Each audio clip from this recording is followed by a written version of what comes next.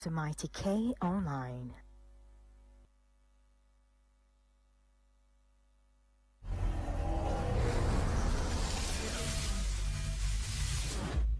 Mighty K TV, it is possible. Tune in to Mighty K Online.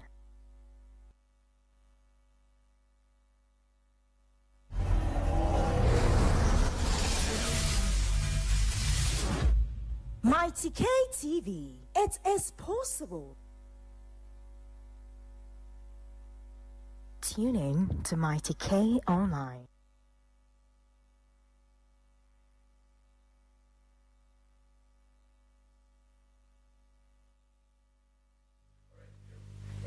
You know, body in your sister would be a chair and a ukuada Osanabo Sumenede to so a duno, your mamuna quapa, no matching ever Mighty K TV, Mighty K radio so Akasima Minuna non cono abo. Yet I say so do a video at so how my annual like him now was share a day amaya trasi ebedio my Ghana Hong Kong chu any Npp Amayukun Medini Rantin Yaba Mame a former Cafanada de boots and a chinchin from ano a day and my and some gua aponoso be any set Yakopon ya doma watching ya war and a Yura Santahene to say to Ababukin Solomon Pillar of Peace etnase na yedi na hema 1 week na wotweda nti Yakopon ya ba fike sim enye easy kura ho be busy pa o yinye nim sa tomato abeseno ya na hema okokura nti Yakopon ya dama wo chena na 1 week no baso ye ene na wotweda ene yedie nanso ni nyina mu no o ba ho abehu amamre ne amane a ededi edi ehim ewo na jaja faso nso ye nchirima ne yesua bi ewo ne ntini akunni mpiankoma bebre ebeba ho no mo aba bejam yura na ye nyina ya bom adi 1 week no ma na ye kama pa na ne nansa ene beto dwase Ghana Mpani John Dramani Mahama ejina amamra 1992 constitution article 72(1) so ya jese one presidential pardon the offense amnesty no wodi bi ama eye ne duafo na ni nyina ene se womo nyono nko a na hye ne ho ye de wo consult prison service and council of state for ne adwotwo group bi kan bi wo mu na chese wo no mu nyina eko tipam omu nyina adwene ho na omu grant sa amnesty no na o kire se onya sa adwene no so obegina amamra 1992 constitution so na wo de sa pad number na wo de kwato prison service for anim no prison service for no number omu de ma Ghana Mpani John Dramani Mahama apem ene do 9014 ene o de ma wo mu se sanka Mpani ma sa afo nyina presidential pardon ni bia ankomani baje pa nenso ja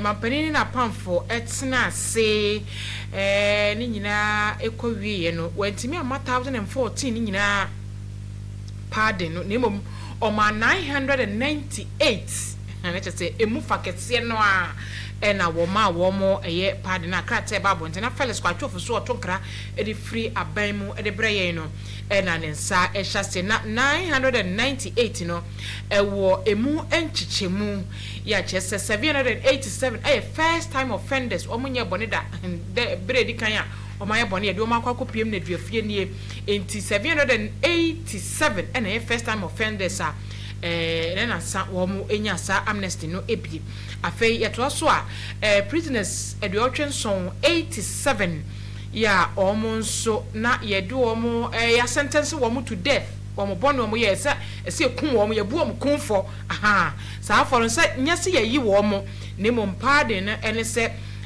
instead say be sentence to death no ye yi death na fru so ne mo obedam ankwa na nyina obi enkun a wa bewu nti we no obi enkun ne mo wa bewu obedam nkwa na nyina eno achi omma na demu live in life ya sentence mo life omo andem no mu no omo so pardon na ba ye nyase yi wo mo na mo ye de omo ba 20 years eno no sa for 51 na chese wo mo enya sa de no e wo ho no pardon no se wonnemu se live biem nemum obedam 20 years na ye no eno achi 33 enso ye omo yare pa serious na fe emu 36 so omo a omo fie no ekọ animu a omo aburu mfinhye du oson saafo ni nyina mampani ame ayi wo mo na afe matan yankoda enum wo mo mienu tu na esen mothers nso ka ho a kyese omo nyina mampani ayi wo mo na nya mampani nko na ama party ni bia na nsa yetena se na me ka kira wo se Krata free NPP acting national chairman Dankwa Smith Bute nchen aba ya ochese amanyuko ye dom na eye na baabi omaduru nso adwuma ne so apafo ni so a wo mo hia apafo bebre na wo mo de akwakopre nkunimdi afimpino ane aduno nwotwe nti obi bia wudi boni bi uye ni amoho sembi wanu kotia obi uye bibi utu amanyoko ni mra ye suspended wo ye tu ufra amanyoko ni mu si e pamo si ye udai Dankwa Smith Bute krata wo de ba ni chese safo ni nyina wa tu ye jema wa tu mumra mo afe na masam kura da mpanifo ni ma ye ba bedi na fe de asotwe aba no safo ni nyina wo ma jamo asem ne kura ye nto asobiem mo nso ya mamu sa amnesty ni bi mumra na momeka amanyoko ni ho na obi anyi yawde bia emfiri ni mu eno achi no chese wo a wo firi amanyoko ni mu koye wote wo te se alamo ene wo ma ti wo ho koye ne kura mo resign free mu kwande o de o ba kire o ye reapply o san trokrata ba so me kondo se me san ba NPP amanyoko mbiem me kondo se me ba ba dwon biem enti me pesa me ba na amanyoko no tena se hwe okrata animu na fe eno no o ma decide se ye ma mra na yama wo aba na o ma ya twe wo ma so wo mo nsam wo empanifo nim de safo ne de automatically yesi amom kwan se omutumi eba amanyoko no emunemom Maba no nyese bia na oye youth organizer constituency organizer oba na abedu post there bi ye ni post ne saa oba braba kan se member NPP amanyoko ni member fei emfinhia mienu achi ansa na watumi apre bibi di brebi ewa amanyoko ni mu ya ma amnesty de ne so oba ma ya agiman oba ba beye member bedesu ba pedi abekun ho aboa amanyoko no ama amanyoko no afa ne ntoma pa frem finhia mienu achi ne ya hwe osuban no na monto wa ho fama ne so o ampa wasan ba se o sani amanyoko NPP etuam na mo ampa wada suban pedi we chese oda so amanyoko no ho do ampa enti no mfihia mienu achi ne de na chese amanyoko na ye convince se usuban wada na di ne yetutumi egina dibre bia ope bia o qualify nko ade a ewo amanyoko no emu na sa amnesty yi anopa ye to ahun komobo no eso the entity free MPP amanyoko ni mu se omo hwe ni mu se atwotwo wura free amanyoko ni mu makomako enum ena esa ba amanyoko ni mu makomako num atwotwo wura wo mo ba amanyoko ni mu no ya grant amnesty na omo kwado so omo beba no enum ena yatie se wo mo aye yirede se wo mo eba amanyoko ni emu yewura polafoko yate se oka ho bi ena fe eye ono bu sara just afuka ho ana no kura suspended ne de amanfo bisa ko san afe yewura hopes na doye ono so yate se obabi na alan so obabi ana okasa twotwo wuro num no a esa ba amanyoko no ho ana no so ye ko san a amanfo ebisa wo NPP wo mo amnesty ho ene ni panum a wo mo hwe ni mo se wo mo ebeba amanyoko num te se de mampani grant amnesty amanfo bisa se na to esia ka ho bia na agrada ka ho bia na no sa na we so ho ko san amanfo bisa se Alan wo to afafranto na twene wo kunu anase wo gya no no ko sisi ne haban so na wasan de ne ti aba ba hye wo so na se ana eye ko sanya amanfo ebisa no pai ono abokwabrance nchire wo studio ha no mti ye be ko ne chen na ye ne no akwakobo enkomoi ento aso ya do wase sawru afidie no ato my ticket TV my ticket radio on Facebook and YouTube wada ma ya no like na wa share ede amina feel oro comments ababeto asie arenka how say my ticket ventures and a sign or eye collection and o mafia hoka anopai honorable wada ma ye mo akwaba emwachi me Jose bro Jidise nyame adom ho ye ajana da Roma ye tiwa mojedi mu afrisa ne die na ye beto hallelujah ni ozana ama ye jana owosu okay ye no bad ye na say na ansa ne bewura amanyose mu no yankopon ya adom chena nyina ekodi 1 week so obeka ho bibia ansa na eto so yo me da se na me nche wa chiefo no ahwefo nyina amamre ye ntoto nasi amamre kire se se sebe wonya kan ni kura no na se ofa akanfo ayonko a wo se odi o mamamre so ofa siremuni adamfo a o mamamre ne o mamane e wo se odi so na ayonko no emu ehekina enura nyame adom yewura Dr. Mahamadou Bawumia etimi ba santimantemu ha na obaye no yekohia no ema yebo anan ma yene ni nyina akọ opemso ho wasi enye fese ature nkyem ye esiye na nakwa akurai na naba akwa akurai na afei na oba na wotweda no enye fe enti e wose wotimi ne opemso yewura ebedi enkomo wo kokoam enti enkomo kokoam no ene ebehunu amane ni amamre a nyame ya adom na se ekina nyame dom di na dom ya yehunu ekwan a obefa so a obeba bechia se wanhu se de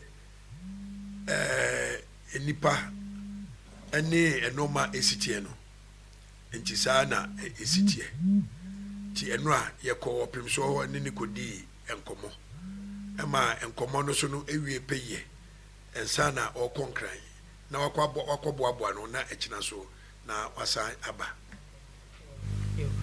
honorable Kwabena Century na yene no bonkomo ewo ha no nti wori ketiti ho akire ye se Nyankopon ye adoma ochina 1 week na se behu Dr. Haji Mahamadou Bawumia ne na pamfo so mo ba bechia yewura esanse ye nyina na de atoye ni asante hema we friend to matintima na se okwakura Nyankopon ye adoma ochina na 1 week no na se na wotweda no baso se medical ka che se benefo bebre ahemfo ene ahemafo bebre from all walks of life and on beba ababe tayo rechi na fe ya brewa ye de ne na wotwe kama na fe yehuda yiyo na kasa ebeba so se yedi na wotwe ansa na yehuda yiyo no ebeba so ye wi ni sa no ma yenko amanyosemu ne amnesty a npp amanyoko ede ama omo afiri amanyoko ni mo wo ma yatwe wo ma so a se se wo mo nyina eba no mo nyina kabom eye adwumaden ede bo apart no onabo ya se mo hwe ni mo se enipa twetworo enum bia afiri amanyoko no ombesan ababi manfo bisa se onabo sarajo safo se ya suspend no ade na nkofo ka se ono so obabi afenso bi musu bisa se ala nso ebabi ana wada ma intiwe bio o question na busa no me mantiasie yi so se metiasie ya sabusa the same question ni bio ese manfo ebisa se ala osaba afi ebi nso ka se modernam se honorable Sarah Josafo enso eka nipa num no amohwe anim se ombeba no eho ena me kira adwen se honorable Sarah Josafo se yente ba bia se ma suspending nim se mohwe nkofo bi anim am nye sure so no de oka ho Alan oka ho ana ono na ye bisa se oka ho ana yeah afi na question ni mu ada enipa no bebre buru num okay ya wonya ho tamakulo founding member ewo ho even though nyawo no I was say me hwe because onye founding member but oye womo a ye started party no the beginning because ye ka founding members na womo sign party no signature equal registration no so no okay and ye wo yewura Kwabena Rekumbrobe ono so ewo ho ansana Kwabena Japan de ono de nde so owo mu dada enana ayi Sami Crab no de no was in suspension but it was for some certain reason to ono kra de wasan bakra san be contest national chairman and olusu ye nti ono kra de ono so enka ho. And somebody like Otiko Jaba. Otiko Jaba wasn't suspended. Onu who say, Ebiana no maybe enkoyi, and no one casano, who say a man Ghana ambassador to Italy and on one share ya Utimi cars or no cars was step out from the AE. But Odiko never wrote a resignation letter to the party. And he and also Ewo and now Ubusa Sarah Mamia Joasafu. Baby no say you suspended no. Na baby no say you didn't call discipline committee. He was reprimanded. Say now radio ni no mabia o kono na omo reprimanded no say unya bato no kra no wantimi an receive any letter bia up to say unse nkrofo bi so san ye bi say abronya so sa what you say enti de ekoso no sa na etie but obi ti say alanchire matin well he was given a second chance. Yeah, man, a second chance because or resign some time back. Okay. And now, yeah, no college is one year no back. Who's a question? Why do you call it toy and nothing in BBS? Ubi swaji, and you hear ya and your son in the back. And another time, so no, or son resign here. So, just here. So, Yera Alan Chamati has to reapply for the party. So what you say? Because Uchro say wejai. Enti bakono di edi chen wan reapply. He was given an amnesty. Okay, so bakono so Uchro say wejai said this time you know Uchro say wejai. Okay. So what you say? Enti we ni die I was say we reapply. Now yes, I reinstate no. Yes. Into ono no dia no, eno no. And now there's a cross and no nana omumubi to say former chairman Paul Afoko can say yenyi cross no free ho.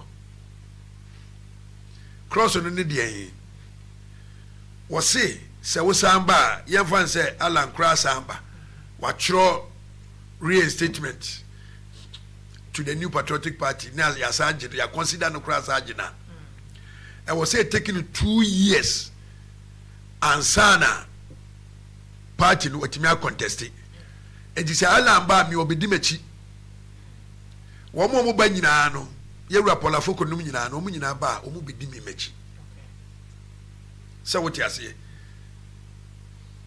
until say another 2 years until now with my contest into Obano you are not just coming straight to say yaji wuntino sir there's a condition applied to it I say ukojo nkobi and I say ya forward adwuma foforo you should be on probation and on the probation in the better say usuba na wo ye no ukotena baabi no eya na say wagya na say uda sukremu so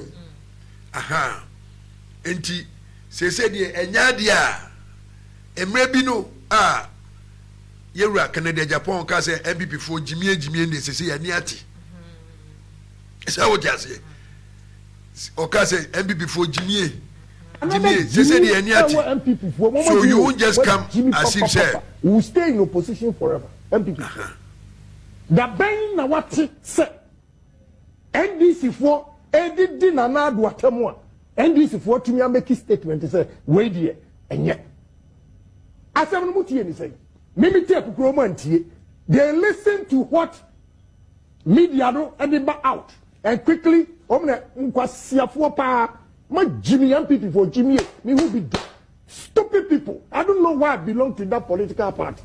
They are idiots because when tia samono mona mo tebrofo we ase common sense MPP for ni bi ena da hono enti yenyimi o tiase yenyimi e ma won fa usuba no se wasakra na se won sakra ye no ensa mfa ma enti yesibra bedi mimi se nkirechi for 2 years and bedi police station chairman for 2 years akwala na wo ani mu che no bra bedi na chi for 2 years on probation and sana what my contest elections etina saa enetie yenyimi this time around yeni ati yehunu nyansa so honorable sa close ya modi ahemi ens care omo peso omo bemu we don't care because who scare ye uma una ye ene yese yentimi ni nya amanyoko bio ena nyame adom yese ye penkabo mu nti obi amra enti nkabo mu na obi amra no e wo se yehwe se de na ekuta wo no waje mu a just because mami chiro biblical example bi me biblical example bi tama nyankopon frɛ Moses no okache se Moses roro mpabo ne jai bibia wo mu bia na wo ba asase konkro no so anamebwa enti Moses left everything behind and obey enti ye pese ye hwese anya bia de okura mu no wagaya we can't just reinstate you just like that. There should be some certain condition attached to reinstatement, you know. And I say yes, and now for your coming back she said the hopes in mu di atem she said the ohinin to no mu ne ya boagia samoa ya boabia samoa nom. Look at the way they behave. So what I say, look at the way they behave. Well, but people don't think about the elephant party, but they think about themselves and some individual. Yenyina party no obi afumieda. Yenyina party no obi afumieda. And so because of the elephant in it, no, na yede ache. Sadak here. Okay. Ranum bi a wabo mudin sisi ye nkofo a nim se bimo wo Alan Kojoche Martin camp 2024 ni mu anase 23 no a na obepe omaye di so mo campaign ni adi nyina no mu di mu tintimban eni ade saafo nyina migidi se mo hwe ni mu se omu nyina beba amanyuko no emu aye ni se no Alan camp no na eguba no mu betu ne fo se odo so be join omo ayeba mu nchen ya na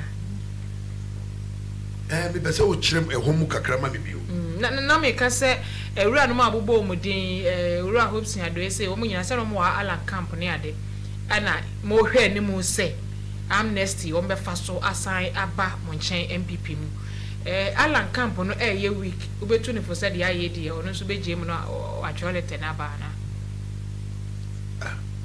Osi Alan camp no ye week enti me metunufo oh yeah say ne bia no onu no ohui na da nhwe mpepenso a wakoduri se woni wo yire beda di se wase frɛ o se ne me yire ene me ba ne na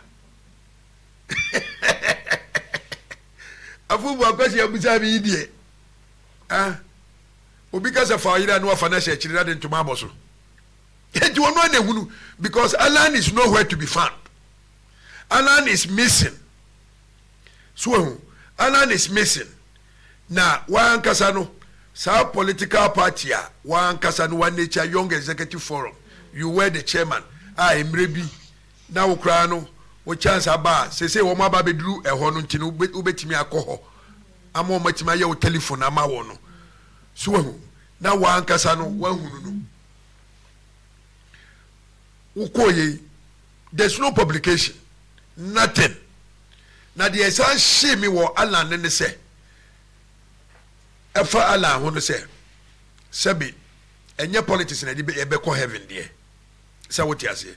But waja kra no ye nyina ye nuanom. Ye nyina ya tima kambo. Wo san tamu document. And na wo san de koma, wo si GTP. Na tamu na de koma NDC for say. Omunyi no mumfamu eman no na sa document ni so no was an MPP document and now tell me na de koma awo mo into de koma awo mo na say na opese wo kire say na opese wo kire ye honorable ye den na ni document ni be ye ni GTP agenda no be MPP na employ want to obtain that experience na wo so wo no when him say Alan President Kufuor kan ne Ghana ambassador to the US and sign our trade ministry. And every successive MPP government be a babiano. Yeah, the Alan. He was the first trade and industry minister after Jake Otanka Ubi Chabilemti. And on ba Kopim say or the resign. Well, but sometimes I question Alan integrity. Wouldn't him say I didn't over pray. Meboa. Don't wait for Nana Addo Dankwa Akufo-Addo to tell you to resign. It's a big blow to you. That is why I'm questioning his integrity. Nanu asem no Nana Addo Dankwa Akufo-Addo na kan ye say ni nua Alan eje mu ma no oda na sinti owia ono so na eba nti ode ne ho to wa no so manfo say no na ye ne yenti a o break away from the MPP. Asa money na ni ye sa na o break away nkofo bebre kan say MPP for money Alan ni ye. Alan ye madam for he knows my number, I know his number, we talk and we talk. Otiase ni senior brother na busuanfo ne maame no nyina. So otiase and na me say me question Alan integrity in political circle no. Otiase. Why wouldn't him say we go by elections? Nana Addo Dankwa Akufo-Addo 1998 ye ko sunwane no. Na President Kufuor 96 as a flag bearer. 98 no say ko sunwane koto aba. President Kufuor ka kire ne say Nana wo de minua ketwa no. Mame nko na me free ha me kwa na waba. Ana me boa. President Kufuor wi ani ankoto aba. President Kufuor wi no yanko Legon ankoto aba 2007. Nya no and the President Kufuor so ka say look at that how strong was that competition was. President Kufuor now people perceive say support to land even though or promising Nana ewo sunwane. A political talk. But we all knew very well, say, MPP constitution, no, there's no unopposed. Even giving you an unopposed, no, what you say, there should be an acclamation. And in every step, no, there's elections. Sure, you call a Kwatia Ho as a Eastern region, baby, or down as a baby. NPP parliamentary candidate to be. Otimi maneuver ya ko ono post. No ko ono post no and na adwene ne say any sanity de obebu delegates no kwase ya wa ma omo hwe. Enti o say ye conference. Ya o say ye congress. Na ya claim no eno so ya bato. Enti time electoral commission friend say those in favor I was say, yeah, Clemuno, no, Ubia didn't start to even they even went out. So just here, and he went me and your mandatory vote now. I'm Timamana parliamentary candidate. So yes, I'll call a parliamentary primaries view. So what you say, and the online should have been smart to say, yeah, there's no unopposed in the MPP elections, or baby, yeah. And you know so man anibiri tamwa Nana Addo efi say obe contest bi no okọ President Kufuor ko ka kire say me contest so what you say Nana Addo was a attorney general ne sade ba foreign affairs ministry. Nana Addo resign ye and na yewura Kwasi was AJ former Ejusu MP ono be take over as an foreign minister. Yewura Kwame Adekufuor. Ono now our defense minister. He was the defense minister. Oya na dwene so be contest no. Or step aside. Yewura Safumafu or step aside. Well, Honorable Kofi Kunadu Apreku, or Munyina no they resign. So what you say? Enti say Mira Alankojo Chiramatin, you don't wait for Nana Addo to tell you to resign. Even the 2 years to the primaries, presidential primaries, you should have resigned on your own and tell Nana Addo say no, said the Okachire me will go on to me, So just here. Nyamo na mo kire ne mafia na emum ono a wantoto ne niema yie ntia. Alan Camp was holding the biggest mafia in NPP politics. Really? I was in the Alan Camp. Ask everybody. Now said that time no Jose Abdoyenum Yinano, they weren't part of it. No monko. Busa na no hinito, busa ayi ya bobia samwa. Ya bobia samwa de se modwuma mu ha. Ayi aha esoro ha ya ho anote Ashtown. So what St. John's down hono. Well, enti na wonim ye ha nanado yetimi ha nanado a nanado abusa senchire wo mpem. Yes, but nanado never won anybody, but gradually Nanado was able to win all the Alanchira Martin groups in Nina. Sure, I can even tell you some big names. Now we call Alan officer. Nyamimfa ne kransi John Kuma. John Kuma was at the reception of Alan Kojuchira Martin. Wanyankwa Kufuado. Me, Manyankwa Kufuado. Me pese me bu bon krofo bebredi. So what you say? Ye nyina ye jai kwa Kufuado. Sister Rebecca Yeboah, former DCE for Achumangwa Biaja North.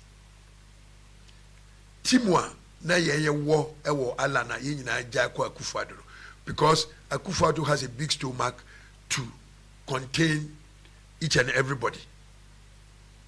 Na Alan is a command. Just for Alan to call you, no, Mami be crying a former your friend is saying former MP for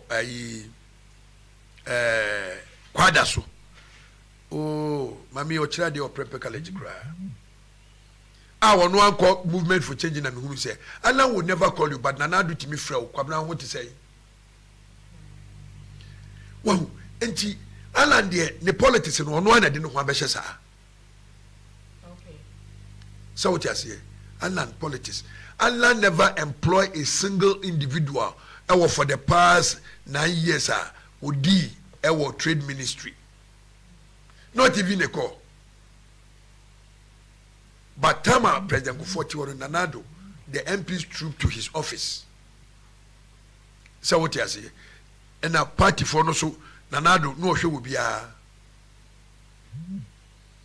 And the Alan missing in action, no. Alan onwa na ye ne ho a wantimi ama me ye big time president. You shouldn't blame anybody. There was no any mafia. Obi aniwa o ka kire Alan say wonyai ma ne nko because 2007 adwuma me ye no Ashanti region ye ma Alan no wasn't easy. So what you say? But if one beat me frame me say na me no na I was the second vice chairman our region ha. Catch trouble. Me, Alan Dinam the contest here my winning. I'm out for demon in a misumi do money. But Alan would never pick up a phone and call you say, essentially what to say that.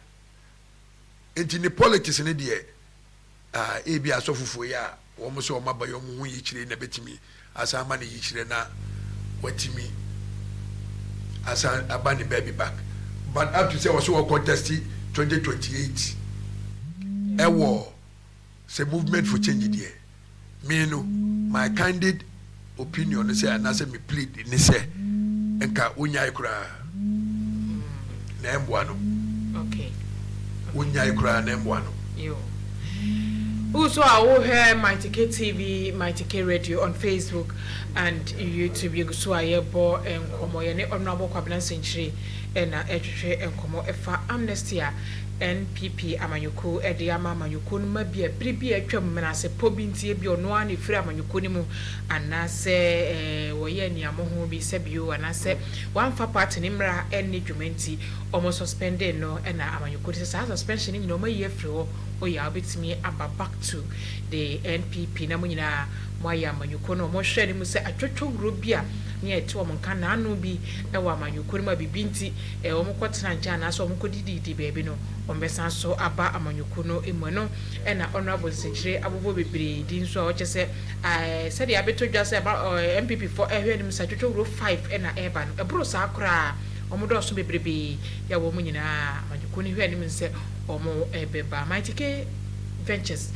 na aso ya sen enne wo mo ne shanyo ai ma me fa nko Maitike Ventures ya so ntone ma hudo bebre ya eye papa na ne bonso for power washing machine ye wo bi wo ho no Boston Hospital so wo mo boy chido mafia ho kanyina o yade a okọ Boston Hospital a bia yade bia hawo bia ye de fidie ebehwehwe oni padua mu ansa ene ye de duro aka bukura ho ma nya duro gidigidi wo hia advice ese se wo san wo diet ni ade ye adwuma ye rest yala ye mpe check ups ko yada nti wo behu ana yade no esuma ye nenso pomodi madwuma fo ne kyese se yade ne se de tie bia o mu ni ntem a yetumi etu ase ntem te hu dodo wan man se obo 9 na ukọ Boston Hospital na wo mutumi ebo Maitike Ventures wo washing machine na fe deep freezers and fridges ahodo nyina microwaves na ye obi air condition na ope TV na ope anase cameras ye sisi so bi na ope stand no laptops bibia ubenya bi ewo Maitike Ventures mixer ni nyina ebi ewo honomo enti hwehwe ya kira kwan awo Kumasi ya de chemso ye ne buchi spap ene di ehwenu ye ne mani nyina da 110 volts anase obefre o de fre na ginchirem fufuro bi a wo pe ewo 0244 370905 0244 370905 0558 077 990 0558 lines 2 ni nyina WhatsApp enti why busy untumi mfra ya wo de just my message na yentu ankomo so emfa infro shine your eye collection se atade ben na ope occasion ben na o ko pese dress ne suit occasion na o ko no a pese wo si form a shine your eye collection emampa bo heels ahodo ni nyina obenya bi slippers and sandals ni nyina obenya bi memma de nyina bi wo shoes pese wo si wani si form si wani kan wa sunglasses ahodo ni nyina obenya bi bag a ebe match o dress ni nyina obenya bi e was shine your eye collection na ni Facebook and ni social media handles ni nyina shine your eye collection se ran so be free na se obe WhatsApp no e wo +1 860 460 3051 +1 860 460 3051 na shine your eye collection wa sorte okra na fe why fefe nti bomode a na ene no eni nkita na de ope bia wensa intimi can be yebre no yaso ne so honorable Adamate so honma wadaroma yetio yes Adamate so ho dia mamenka e bin fa Ridge Hospital okay video no menya bi hwe but meti ma me ne video no yeah nurse in an interview no okay going with the minister no health minister ne call yeah and no ranking member for health Yura or grantee interview Dr. Ayu Afriye or grantee interview now I believe that things are becoming unbecoming. Na me way whereby health echo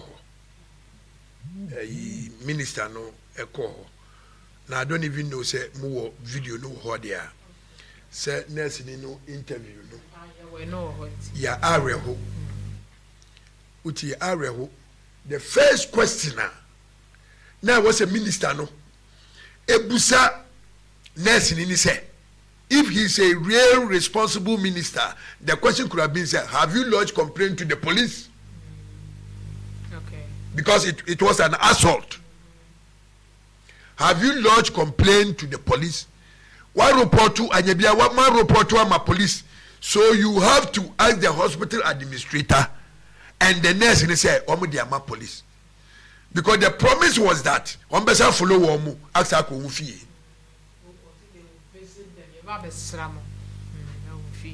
me fie ho me ne wonatie one visit me or hospital look at what has happened hospital in Nippa wo look at what has happened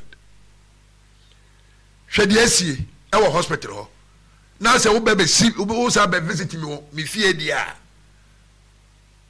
na no kire se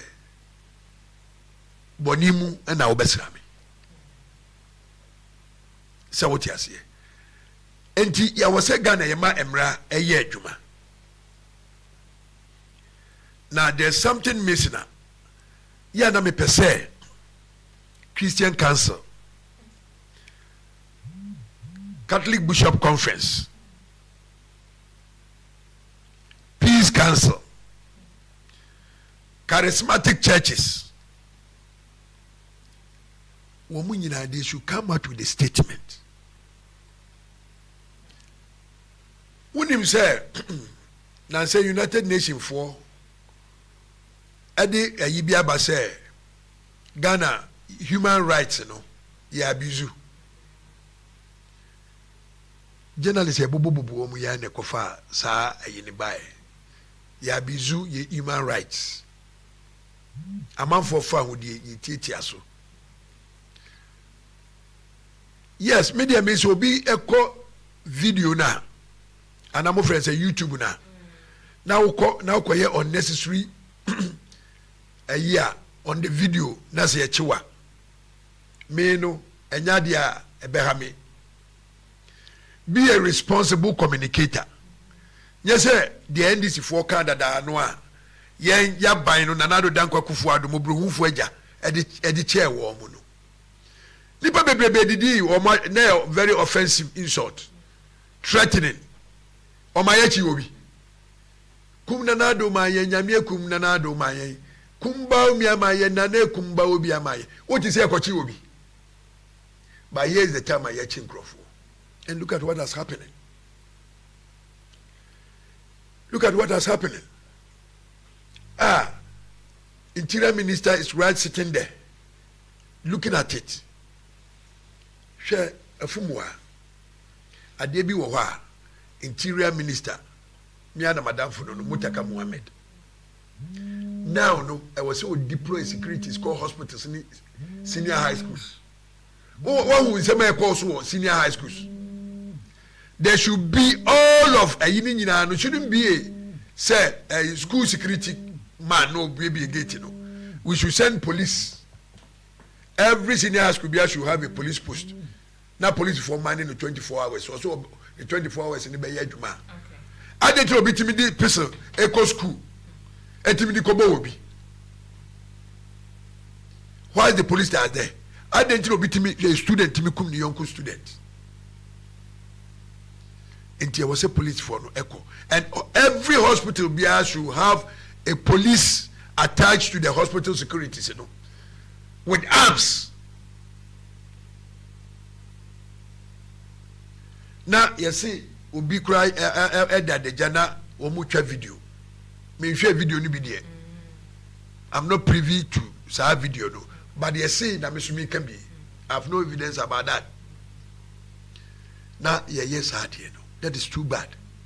Honorable Obin can say dear omo patient ebusuafo no every patient call hono ekoye nurse for no eye eno die obi a condemn ye nyina condemn say omo anya de but umfa wo na nhye omo so mu shu mu so omo do omo de hia akọ na nipa ne dawusu a owu na obi a enko attend to say nipa no enya ya kakra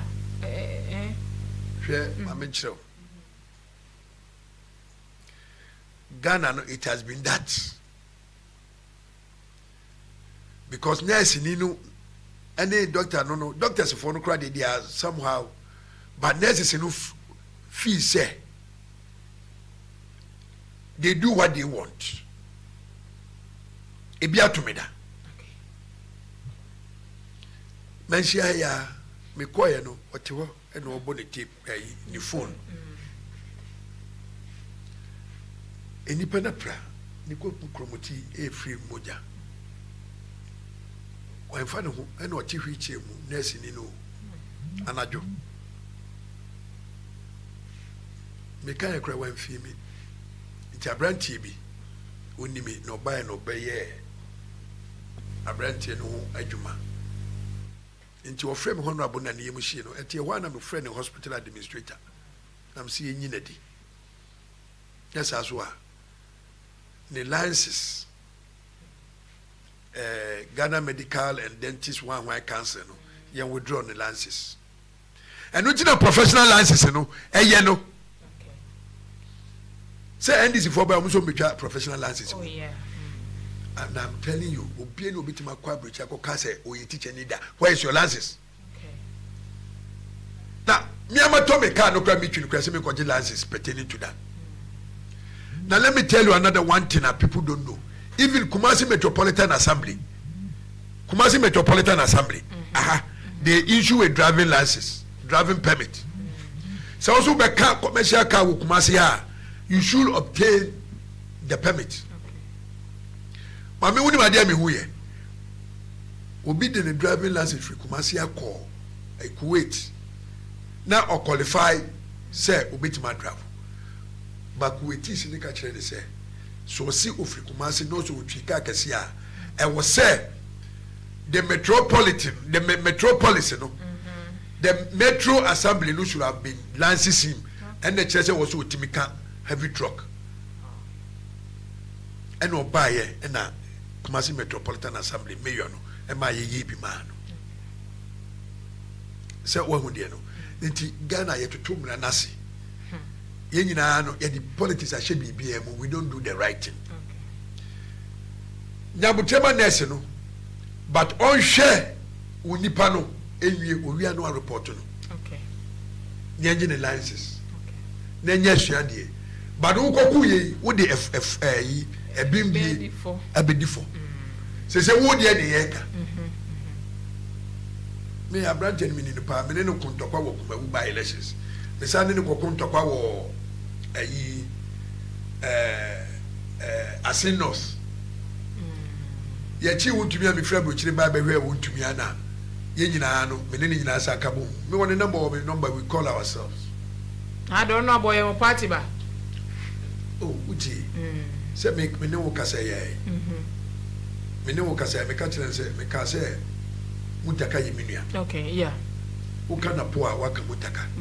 No correct. So just well, and then a political as a party no NDC ne Npp ne dey be call heaven. Okay. Nina human relationship and what we have been doing to our fellow human beings. Okay. So what you say? Now me tisuro hono. Ono no onyani say ye ne ye ho ebedi yi. Na ono so no wato no. Enti the me yana say health minister say we shall investigate. What are you investigating? You are not going to investigate. First of all, ma omo report to Assembly and they should be arrested. Oma reporting is you know. Has they been arrested? Yeah, Ama make arrest back for now. And what has it got into? The public should know. More media for you have to follow to the latter. All right, we'll do that. So what I say? Arrest no one year chino. Say me makacho say you know omudi you know Rafael in China na say why. The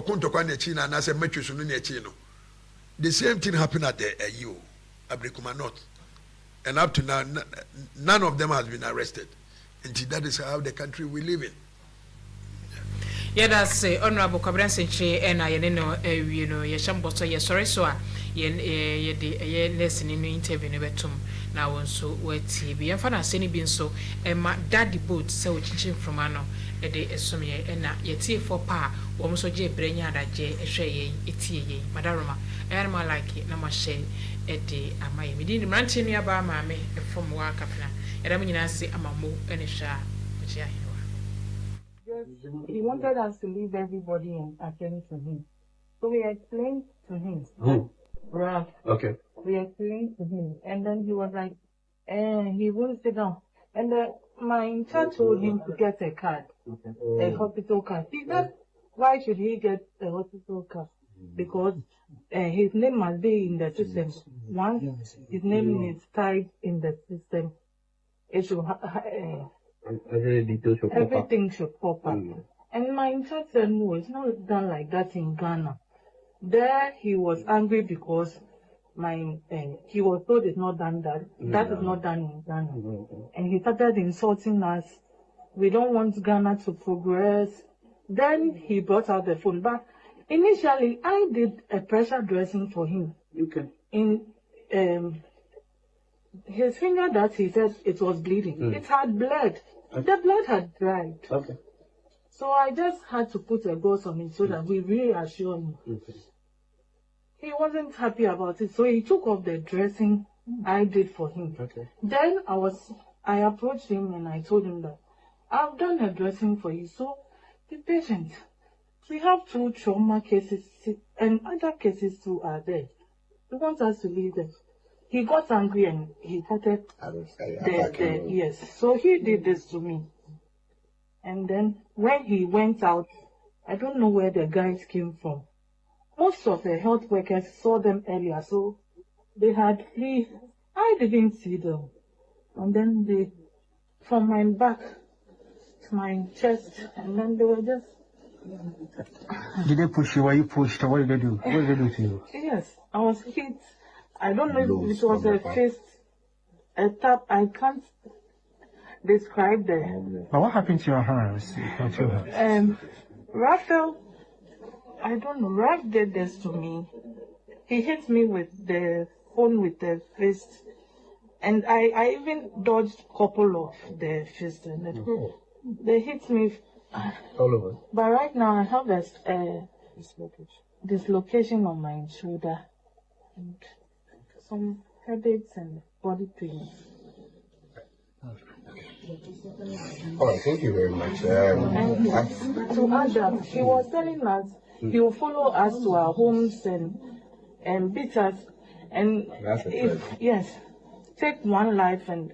Oh, you take one life? Actually said that? Yes. Okay.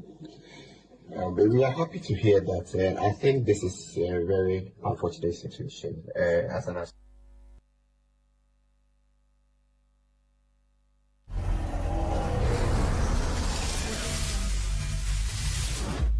Mighty K TV. It is possible.